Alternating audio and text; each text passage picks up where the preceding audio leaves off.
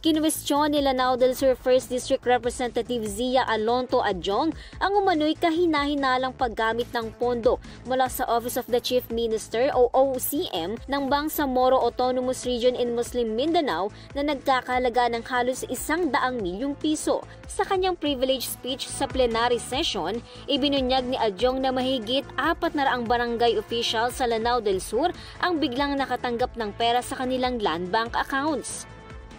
Nagising ang mga barangay officials na mahigit 400 na barangay sa Lanao del Sur sa aking lalawigan na puno ang kanilang mga barangay land bank account.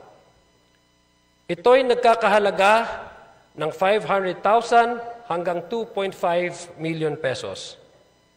Maya't maya ay dumating ang mga tauhan umano ng Chief Minister ng BARM at inutusan at pinilit di umano sila, ang mga barangay official, na withdraw ang malaking parte ng pondong ito at mag-iwan ng 200,000 pesos lamang. Ito'y para daw sa special operations, Mr. Speaker. Hinala niya, ang naturang pondo ay nagmula sa 6.3 bilyong pesos na Local Government Support Fund na nakapaloob sa Bangsamoro Autonomy Act 56 o GAA ng rehiyon. Aniya malinaw na nilabag nito ang mga panuntunan sa paglalaan at paggamit ng LGSF batay sa mga circular ng DBM at BARM.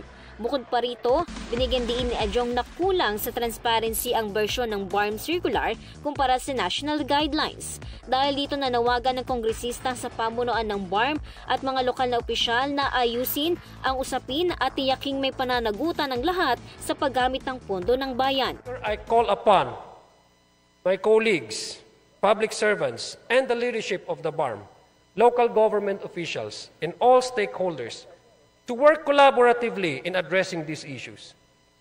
Together, let us institute reforms that will safeguard public funds, strengthen accountability, and restore the confidence of our people in the government's ability to serve their needs effectively, fairly, and justly.